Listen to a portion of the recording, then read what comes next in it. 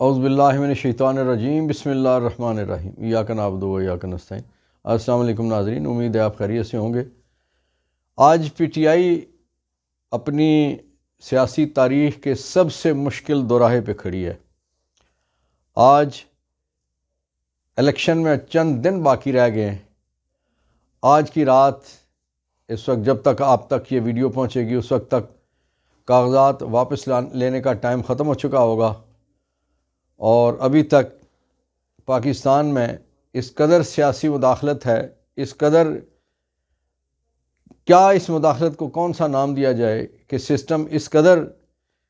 چیزوں کو لپیٹ رہا ہے، گھسیٹ رہا ہے، سمیٹ رہا ہے اور خراب کر رہا ہے کہ پی ٹی آئی کے پاس انتخابی نشان موجود نہیں ہے۔ پی ٹی آئی کے خلاف الیکشن کمیشن آف پاکستان نے جو الیکشن کروائے تھے intra party P T I نے، ان کو چیلنج کیا گیا اور 2022 والے انتخابات کو درست نہیں مانا گیا۔ کچھ فراڈیے، کچھ چربا ساز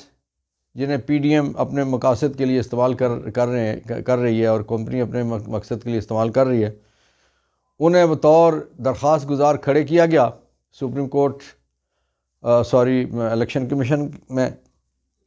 اور الیکشن کمیشن نے ان کی درخواستوں پہ پی ٹی آئی کے الیکشن جو ہوئے تھے 2022 میں ان کو نامنظور کیا اور نئے الیکشن کروانے کے لیے انتہائی محدود وقت دیا۔ پی ٹی آئی نے الیکشن کمیشن کی اس شرط کو پورا کرنے کے لیے الیکشن کروائے۔ جو مشکل صورتحال اس وقت پی ٹی آئی پہ گزر رہی ہے، چاروں صوبوں سے اور مرکز سے جو پینل جناب عمران خان صاحب نے نامزد کیا، اس کے مقابلے میں، ان پانچوں پینلز کے مقابلے میں کوئی نہیں آیا۔ اس لیے پی ٹی آئی کا الیکشن ہوا پشاور میں، اور اس الیکشن کے نتائج نوٹیفیکیشن کے ساتھ، کاغذات کے ساتھ، ثبوتوں کے ساتھ، ویڈیوز کے ساتھ، وہ سارے کے سارے الیکشن کمیشن نے پہنچا دیے گئے۔ جب یہ نتائج وہاں پہنچے تو وہ جعلساز، وہ نوسرباز، وہ پی ڈی ایم کے پروردہ اکبر ایس بابر کی سربراہی میں کچھ لوگ وہاں پہنچے، انہوں نے درخواستیں گزاری۔ الیکشن کمیشن یہی مانگ رہا تھا، یہی چاہ رہا تھا۔ الیکشن کمیشن نے پی ٹی آئی کے انتخابات تسلیم نہیں کیے اور پی ٹی آئی کی رجسٹریشن منسوخ کر دی۔ بحیثیت جماعت ختم ہو گئی، انتخابی نشان ختم ہو گیا، تمام عہدیدار ختم ہو گئے۔ اس آرڈر کو، چونکہ انتخابات پشاور میں ہوئے تھے، خیبر پختونخوا میں ہوئے تھے، اس لیے خیبر پختونخوا کے ہائی کورٹ میں چیلنج کیا گیا۔ پشاور کی عدالت عالیہ کے ایک رکنی بینچ نے، چونکہ ان دنوں چھٹیاں تھیں دسمبر کی، الیکشن کمیشن کا یہ آرڈر منسوخ کر دیا اور بلہ بحال کر دیا۔ اس آرڈر کو اسی ہائی کورٹ میں الیکشن کمیشن نے چیلنج کیا، اور ایک رکنی جو بینچ تھا اس نے وہ آرڈر منسوخ کر دیا اور بلہ ایک بار پھر چھن گیا۔ بالآخر 9 تاریخ کے لیے عدالت عالیہ پشاور میں یہ کیس لگا، اور تفصیلاً کیس سماعت کرنے کے بعد ہائی کورٹ نے یہ کہا، 2 رکنی بینچ نے، ڈویژن بینچ نے یہ کہا کہ پی ٹی آئی کے ساتھ زیادتی ہوئی ہے، الیکشن کمیشن اپنی حدود سے باہر نکل کر اختیارات استعمال کر رہا ہے، اور جن لوگوں کو درخواست گزار بنایا گیا نہ ان کا پی ٹی آئی سے تعلق تھا اور نہ وہ چیلنج کر سکتے تھے، اور جو چیلنج کیا گیا وہ غلط چیلنج کیا گیا۔ اس لیے پی ٹی آئی کو انتخابی نشان دیا جاتا ہے، ان کو الیکشن سے باہر نہیں رکھا جا سکتا۔ جو کروڑوں لوگوں کی جماعت ہے، کروڑوں لوگوں کی نمائندہ جماعت الیکشن سر پہ ہیں، تو یہ وقت نہیں ہے کہ پی ٹی آئی کو اس طرح سے الیکشن سے باہر کیا جائے اور ان سے انتخابی نشان چھینا جائے۔ ناظرین، آپ کو خیال رہے کہ اگر پی ٹی آئی بطور جماعت انتخاب میں حصہ لیتی ہے تو پی ٹی آئی کو جو سیٹیں اس کو حاصل ہوتی ہیں اس کے حساب سے خواتین کی منتخب اپنے کیا کہتے ہیں نامزد کردہ ایک تعداد ہوتی ہے، پرسنٹیج کے حساب سے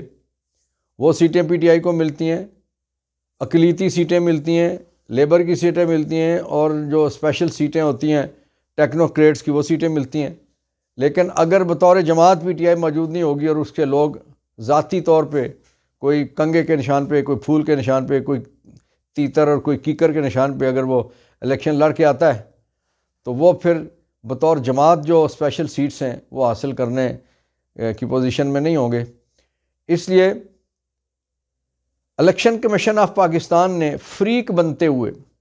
سپریم کورٹ آف پاکستان سے رجوع کر لیا،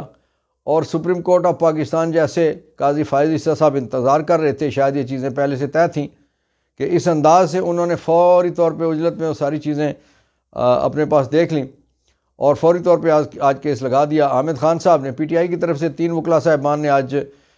دلائل دیے۔ حامد خان صاحب تھے اور ان کے ساتھ علی گور صاحب تھے سپریم کورٹ اسلام آباد میں، جبکہ لاہور سے جوائن کر رہے تھے علی ظفر، بیرسٹر علی ظفر۔ تو یہاں یہ کہا گیا کہ اس میں چونکہ ہمیں نوٹس نہیں تھا، ہم تو از خود آئے ہیں، تو آپ ہمیں اس میں کوئی ٹائم دے دیجئے، کوئی اس کو سوموار تک لے جائیے، اور بلے کا نشان ظاہر ہے چونکہ پی ٹی آئی کو مل چکا تھا تو وہ جو پروسیس ہے کمپلیٹ ہونے دیں۔ لیکن چیف جسٹس صاحب نے یہ بات نہیں مانی، انہوں نے کہا وقت ہی تو اصل چیز ہے، وقت ہی تو دینا ہے یا نہیں دینا۔ اور اس کے بعد بہرحال حامد خان صاحب نے کہا اور علی گور صاحب نے، بیرسٹر علی گور، کہ ہم کیس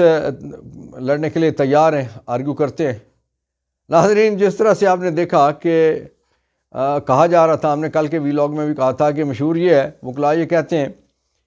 کہ عام طور پہ عام پٹیشن میں، عام مقدمات میں 10% جج صاحبان بولتے ہیں اور 90% وکیل صاحبان اپنی بحث کرتے ہیں،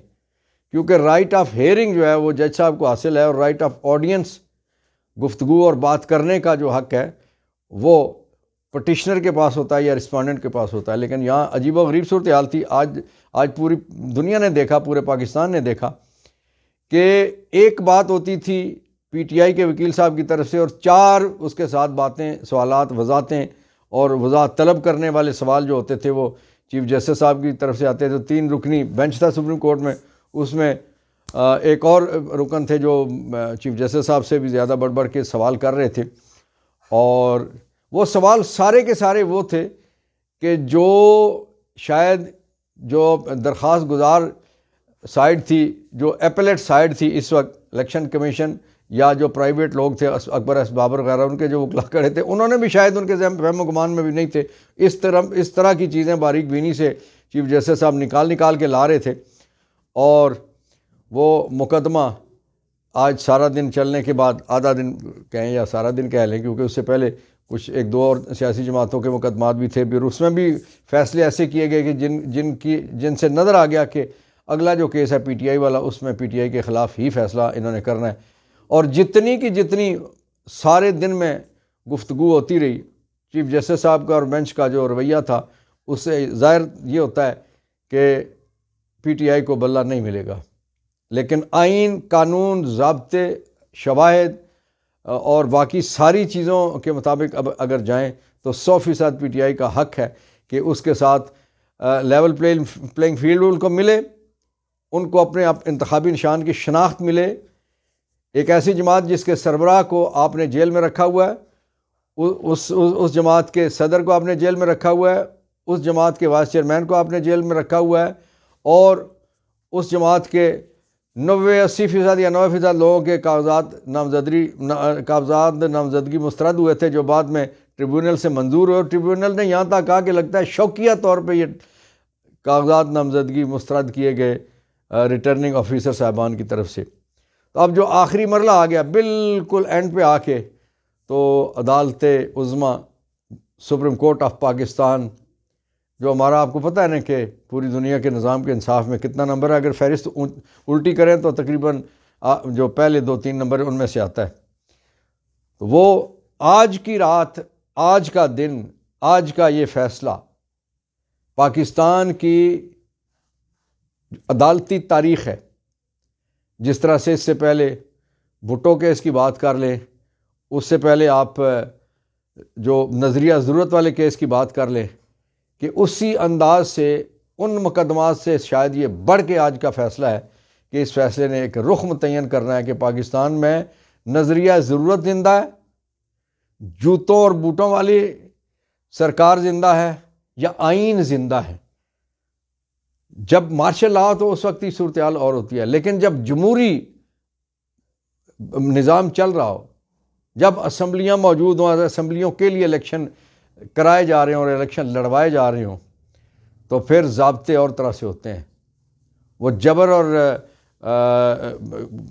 مارشل لا کے دور کی صورتحال اور ہوتی ہے، لیکن اس وقت بظاہر مارشل لا نہیں ہے، بظاہر جمہوری نظام چل رہا ہے، بظاہر آئین پاکستان کی بات ہے۔ اور میرے قاضی صاحب، ان کی تو خوبی یہ تھی، ان کی تو مشہوری یہ تھی، یہ کہتے تھے کہ میں تو کتاب کے مطابق چلتا ہوں، سبز کتاب کے مطابق چلتا ہوں، کتاب سے میں باہر جاتا نہیں ہوں۔ لیکن آج ان کے جتنے بھی کومنٹس تھے، جتنی بھی انہوں نے گفتگو کی، وہ ساری کی ساری بتا رہے تھے کہ یہ کتاب صرف وہ کتاب ہے کہ جس میں پی ٹی آئی کو الیکشن سے باہر کرنے کے حوالے سے گر لکھے ہوئے ہیں، اور یہ کتاب صرف وہ کتاب ہے کہ جس میں الیکشن کمیشن اور پی ڈی ایم کے حوالے سے سارے کا سارا ان کے فیور میں لکھا ہوا ہے۔ بس کتاب اسی کے وہ میں پھولاں کیڑی کتاب نوں میں کیڑا ورک پڑھاں والی بات ہے، کہ وہ جس ورک کو بھی وہ آگے کرتے تھے، چھیڑتے تھے، پڑھتے تھے، پھولتے تھے، تو اس ورک میں سے ہی پی ٹی آئی کے خلاف کوئی نہ کوئی چیز نکال کے تو رکھتے تھے۔ تو آج کا جو ماحول تھا، اس ماحول سے تو یہ لگتا ہے کہ پی ٹی آئی کا انتخابی نشان ایک بار پھر چھن جائے گا، اور پی ٹی آئی کو اپنی تاریخ کے مشکل ترین سے وقت سے گزرنا پڑے گا۔ ظاہر ہے اگر یہ فیصلہ سپریم کورٹ آف پاکستان نے بھی پی ٹی آئی کے خلاف اور الیکشن کمیشن اور P D M Nawaz Sharif اور مریم اور زرداری اور فضل الرحمان کے حق میں دے دیا، تو پھر ہوگا کیا؟ ہوگا یہ ایک الیکشن ایسا ہوگا جسے پوری دنیا تسلیم نہیں کرے گی۔ ناظرین، دوسری طرف آج ایک اور قرارداد سینٹ آف پاکستان میں ایک آزاد گروپ کی طرف سے دلوائی گئی ہے، جس میں یہ کہا گیا ہے کہ 3 مہینوں کے لیے الیکشن ملتوی کر دیے جائیں۔ ناظرین، یہ ساری کی ساری وہ کوششیں ہیں جو پی ڈی ایم اور ان کے جو ساتھی اور بغل بچے اور ان کے ابے اور بچے جو ہیں، وہ سارے کے سارے، میں ابے کی اس لیے کہہ رہا ہوں کہ پہلی جو قرارداد تھی وہ باپ پارٹی کی طرف سے تھی، تو باپ تو ابا ہی ہوتا ہے نا، تو وہ اس ابے نے وہ قرارداد پیش کی تھی، اور اب شاید ان کے بغل بچوں کی طرف سے وہ قرارداد پیش کروائی گئی ہے، اور اس قرارداد کو بھی یقیناً منظور کروا لیا جائے گا۔ تو ایک ایسی صورتحال، ایک ایسی فضا پاکستان میں بنائی جا رہی ہے کہ پاکستان کو آئین سے دور کیا جا رہا ہے، پاکستان کو قانون اور ضابطے سے دور کیا جا رہا ہے، پاکستان کو انصاف سے دور کیا جا رہا ہے، پاکستانیوں کو انصاف سے دور کیا جا رہا ہے، اور پاکستانیوں کے مقدر میں اندھیرے، گڑھے، کھائیاں، غلاظت، گندگی، اس پاکستانی جھنڈے کی تذلیل، پرچم ستارہ الہلال کی بدبختی لکھی جا رہی ہے، اور یہی کوشش کی جا رہی ہے کہ وطن عزیز کو ایک ایسی ریاست بنا دیا جائے کہ جو افغانستان سے بھی نیچے چلی جائے۔ ناظرین، میں کل پڑھ رہا تھا کہ پاسپورٹ کے حوالے سے کہ جو سب سے زیادہ کمزور پاسپورٹ ہے کس ملک کا ہے، تو پاکستان وہ نیچے سے 3 نمبر پہ ہے، اور کرنسی جس ہے اس وقت وہ یوگنڈا سے بھی نیچے شاید ہماری جا چکی ہے۔ افغانی کرنسی ہم سے 4 گنا اوپر چلی گئی ہے، 4 روپے پاکستانی ہوتے، 1 افغانی روپیہ ملتا ہے ہمیں۔ کہاں لے کے جانا ہے، کس جگہ تک پہنچانا ہے؟ اپنی نسلوں پہ نہیں، آپ کی نسلیں تو ماشاءاللہ بہت تگڑی ہیں، ان کے لیے تو پاسپورٹ ہر جگہ کے ویزے پہلے سے لگے ہوئے ہیں۔ ہماری نسلوں پہ رحم کیجیے، ہمارے بچوں پہ رحم کیجیے، ہمارے آنے والے بچوں کے لیے کوئی ایسا وطن چھوڑ کے جانے کی کوشش کیجیے کہ جو قابل قبول ریاست ہو، ایسی ریاست نہ ہو کہ جس کی طرف کوئی منہ کر کے تھوکنا بھی نہ چاہے۔ ناظرین، یہ ہے میری ریاست کے احوال۔ اب فلسطین کے حوالے سے کچھ بات کر لیتے ہیں کہ فلسطین میں آج پھر جو حملے ہوئے اس میں 150 سے زیادہ لوگ شہید ہوئے، اور برطانیہ اور امریکہ نے مل کے یمن پہ وہاں کے جو حوثی باغی ہیں، جنہیں باغی کہا جاتا ہے، اصل میں تو وہ مجاہد ہیں، ان حوثیوں کو کنٹرول کرنے کے لیے، انہیں تباہ کرنے کے لیے، انہیں درم برم کرنے کے لیے، اور یمن کو ایک بار پھر جنگ میں مبتلا کرنے کے لیے تینوں فورسز نے ہوائی حملے کیے ہیں، اور وہاں پہ بے پناہ جانی اور مالی نقصان ہوا ہے۔ میں یہ سمجھتا ہوں کہ اس وقت امریکہ شاید یہ چاہتا ہے کہ دنیا کو ایک دفعہ پھر ایک تیسری عالمی جنگ کی طرف لے جانے کی کوشش کی جائے، اور یہ کوشش بہت بری ہے۔ اس پہ عالم اسلام کو اکٹھا ہونا پڑے گا۔ اگر عالم اسلام اکٹھا نہیں ہوگا آج اگر غزہ والوں کی، فلسطین والوں کی باری ہے، بیروت کی باری ہے، لبنان کی باری ہے، حوثیوں کی باری ہے، تو پھر کل سعودی عرب کی، کویت کی، قطر کی اور پاکستان کی بھی باری آ جائے گی۔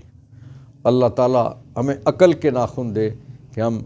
درست سمت پہ چل سکیں، فیصلے کر سکیں۔